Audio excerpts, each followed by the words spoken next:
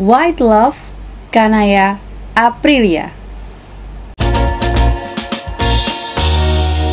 Oke nih, seperti biasa di channel ini kita akan intip-intip struktur dari cerita novel yang akan kita bedah gitu ya kan. Udah gitu kita nanti juga memperhatikan teknik-teknik kepenulisannya dari penulisnya yang menuliskan novel tersebut. Nanti pokoknya semuanya untuk perkembangan proses menulis kita ya teman-teman, supaya lebih mantap lagi. Nah, nggak lupa juga kita akan menikmati jalan ceritanya yang pasti ya kan, tentu saja. Udah gitu nanti semua yang penting-penting itu bakalan kita rangkum nih menjadi tips and trick di akhir video. Jadi tonton terus sampai habis.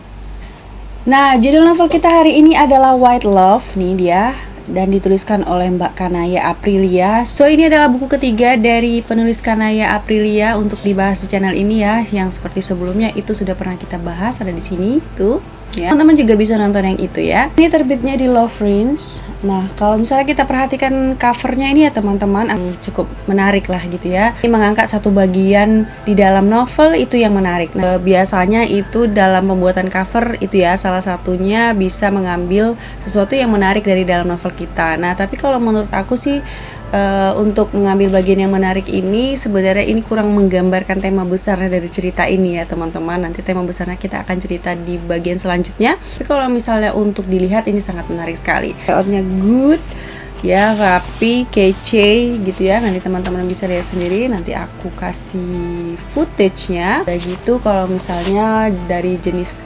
materialnya atau bahan-bahan kertasnya gitu ya, covernya dan juga kertasnya semua tebal, dan ini khas dari Lovrins sekali. So bagi teman-teman yang ingin menambahkan referensi penerbit indie, ini Lovrins bisa dilirik ya teman-teman. Nah, itu semua media sosialnya sudah aku letakkan di description box. Udah gitu, kalau misalnya teman-teman ingin berdiskusi dengan penulisnya Mbak Kanaya Aprilia, media sosialnya juga aku sudah letakkan di description box ya. Jadi mana tahu mau ngobrol nih mengenai novel-novel, bisa langsung aja ya ke media sosial dari Mbak Kanaya Aprilia. Jadi Tasya Faradina udah 7 tahun nih bersahabat dengan seorang laki-laki yang bernama Dewa Alfa Rendra. Ya kan? Beneran? Bener. Selama 7 tahun persahabatan itu pula si Tasya ini ternyata memendam rasa suka, rasa cinta gitu ya kepada Dewa. Jadi seorang itu berteman sejak kuliah dan ternyata mereka satu kantor lah. Nah, si Dewa ini selama 7 tahun itu sudah berpuluhan kali ganti pacar ya, ganti pasangan. Nah, sementara si Tasya ini nggak selalu jomblo karena dia memang selalu tetap setia, fokus kepada si Dewa ini, tetapi dia tidak berani menyampaikan gitu. Nah, bukannya Tasya tidak berusaha gitu ya untuk dilirik oleh temannya sendiri, oleh si Dewa. Dia juga berusaha berpenampilan seperti wanita-wanita yang menjadi pacar si Dewa selama ini. Jadi dilihatnya tuh ya, di risetnya kalau si Dewa ini suka sama cewek yang putih, yang tinggi, yang rambutnya lurus gitu ya. Sementara Tasya ini memiliki penampilan yang jauh dari itu semua, atau kebalikan dari itu semua. Kulitnya itu tidak begitu putih, udah gitu dia juga keribo gitu ya, dan juga tidak terlalu tinggi. Nah, dia sudah berusaha gitu ya, makanya covernya itu seperti ini karena dia memang selalu berusaha untuk menjadi putih dan berambut lurus gitu. Nah, nanti sampai pada akhirnya dia akan menemukan sendiri jenis tipe kecantikannya sendiri ya. Jadi dia nggak bisa memaksakan jadi orang lain, tetapi dia bisa mengoptimalkan apa yang dia miliki gitu ya. Tapi pada intinya sih sebenarnya semua nggak tentang fisik ya teman-teman. Dalam hal cinta mencinta itu nggak tentang fisik. Nah, ini pasti tentu saja pertanyaan utamanya, apakah Dewa dan Tasya ini akan jadian? Ya, sebagaimana cerita romantis yang lainnya, udah pasti pasangan kita akan jadian ya teman-teman. Tapi yang tidak bisa ditebak adalah hal mengerikan apa sebenarnya nanti yang terjadi sama Tasya dan sama si Dewa ini terlebih dahulu sebelum mereka bersatu. Nah, akan ada sebenarnya hal mengerikan ya. Yuk kita bahas lebih lanjut.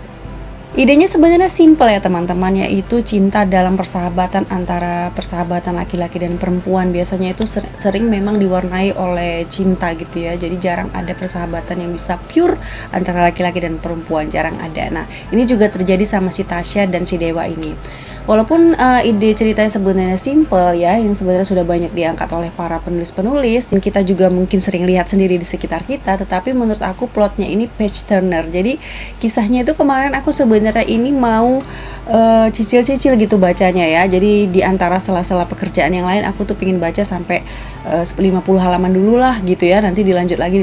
Tapi ternyata sampai habis aku baca sekali duduk gitu ya teman-teman, karena memang lumayan page turner ini plot yang dibuat oleh Mbak Kanaya Aprilia ini ya. Plotnya itu sangat ringan sekali ya teman-teman. Jadi dia traditional plot yang maju gitu ya. Plotnya nggak ada ya flashbacknya sedikit-sedikit saja gitu ya, untuk menggambarkan bagaimana persahabatan si Tasya dan Dewa pada saat mereka kuliah gitu. Memang di awal-awal tuh yang ada plot maju mundurnya gitu ya, ketika mereka bersahabat dulu gitu. Dan itu pun hanya untuk memberikan gambaran atau backstory ya mengenai kejadian di masa sekarang dan ada kaitannya di masa lalu gitu aja. Dan itu memang cara memperkuat karakter kita ya, cara memperkuat alasan-alasan dari konflik-konflik yang ada. Itu adalah sebuah cara yang bagus gitu ya teman-teman.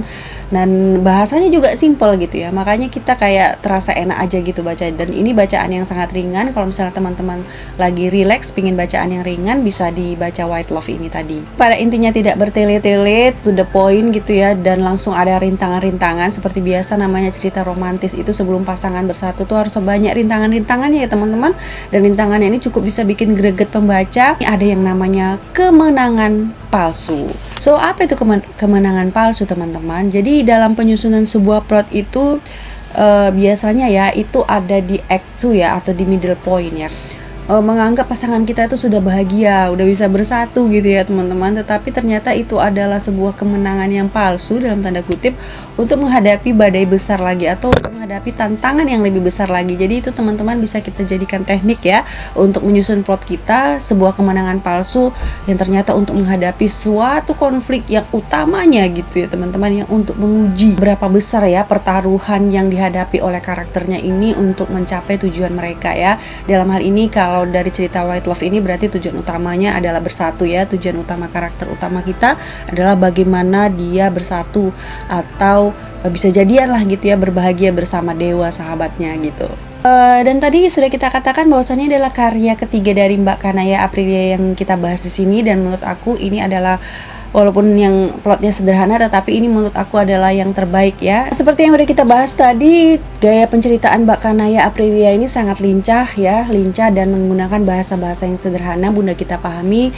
Kalimatnya juga kalimat-kalimat yang sederhana, walaupun ada beberapa yang harus diefektifkan lagi itu ya teman-teman. Tapi sebenarnya secara keseluruhan ini enak dibaca. Mungkin itu yang membuat tadi jadi page turner itu tadi ya. Jadi memang Mbak Kanaya Aprilia ini menurut aku cocok dia menulis dalam genre-genre yang metropop seperti ini ya, karena pengetahuannya mengenai lingkungan-lingkungan kerja gitu ya, dan pengetahuannya mengenai fashion itu sangat tinggi, sehingga memang sangat mendukung sekali untuk cerita yang bergenre metropop seperti White Love ini. Dan beberapa novel sebelumnya juga semuanya gaya-gayanya itu gaya-gaya metropop ya teman-teman. Plot itu yang mesti dikuatkan lagi, alasannya itu adalah kenapa mbaknya si Tasya ini, Mbak Reina ini, dia itu penolong gitu ya, penolong untuk menyadarkan bahwa si Tasya ini memiliki suatu kekeliruan tentang bagaimana perspektifnya tentang sebuah kecantikan gitu ya. Tetapi nah itu menolongnya sangat terlambat menurutku ya. Memang ada alasannya sih, tapi ini alasannya menurut aku sih lebih bisa dikuatkan lagi, sehingga ketika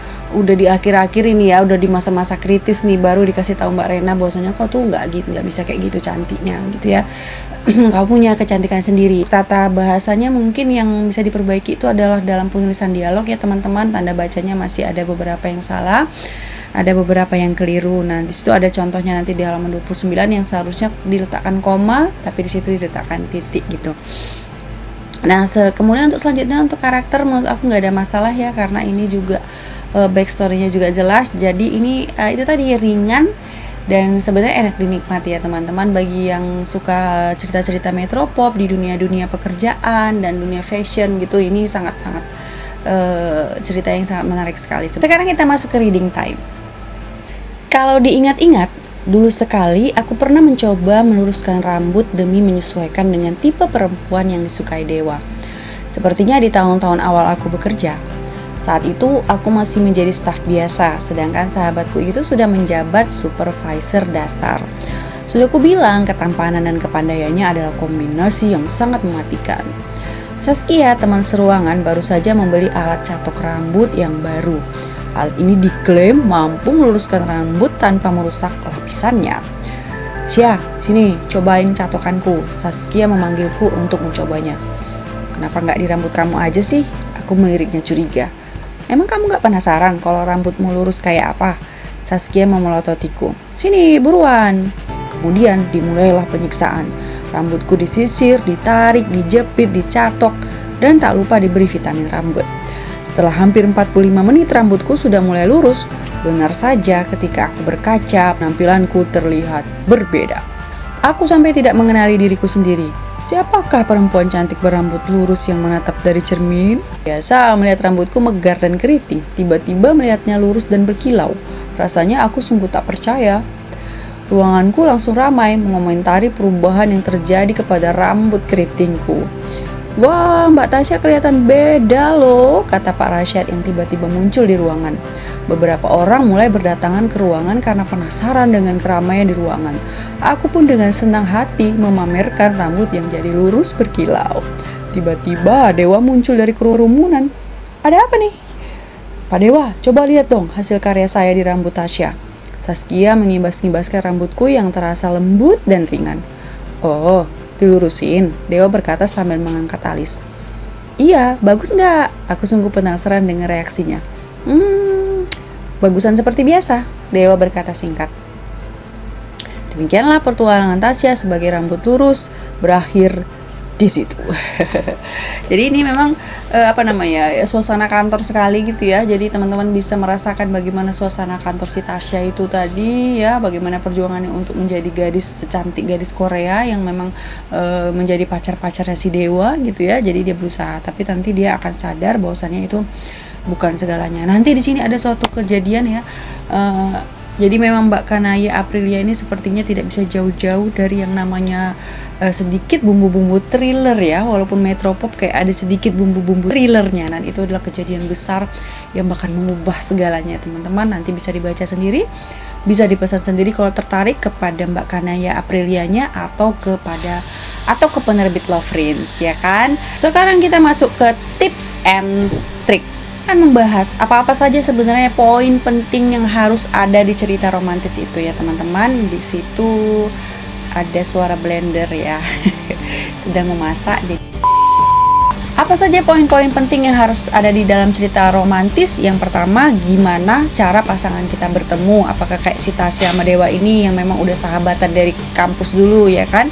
Atau baru bertemu di suatu tempat yang baru, atau dulunya itu mantan bosnya atau mantan tetangganya dan sebagainya. Teman-teman bisa setting itu ya, bagaimana pasangan kita ini bertemu. Udah gitu yang kedua, harus ada nih halangan awal ya, supaya mereka nggak langsung bersatu dulu. Misalnya kayak si Dewa ini kan dia punya pacar yang banyak gitu, dan mereka ini sahabatan gitu ya. Jadi sebenarnya ada alasan Dewa yang berasal dari masa lalunya kenapa dia nggak menyatakan cinta sama si Tasya. Ada, nanti teman-teman bisa baca sendiri ya. Pokoknya kalau menuliskan cerita romantis harus ada halangan awal. Terus harus dibikin kemenangan palsu ya. Awalnya udah jadian nih, udah kayak kita pikir bahagia nih di middle point-nya ya kan. Rupanya sebenarnya sedang menghadapi sebuah konflik atau halangan yang lebih besar lagi gitu ya teman-teman. Jadi halangan yang lebih besar lagi inilah yang akan mengubah segalanya, mengubah perspektif atau mengubah cara pandang, cara pikir dari karakter-karakter kita ya kan, sehingga bisa mereka bersatu gitu. Dan biasanya kalau yang namanya cerita romantis itu always happy ending ya biasanya. Kalau teman-teman mau bikin sad ending boleh-boleh aja sih. Sad ending itu kayak misalnya cerita itu ya, Fault in Our Stars. Jadi ceritanya sebenarnya sad ending karena memang itu kisah romantis antara orang yang dalam penyakit ya, penyintas suatu penyakit gitu. Jadi sad endingnya teman-teman bisa juga sih. Itu dia tadi, kalau misalnya teman-teman ingin menuliskan cerita yang romantis bisa diperhatikan poin-poin tadi ya teman-teman. Nah ini aku ingin berterima kasih kepada Mbak Kanaya Aprilia, dan juga aku mohon maaf jika ada kesalahan di dalam review buku kali ini. Dan kepada teman writer semua, aku ucapkan terima kasih banyak sudah mau menonton video ini sampai habis.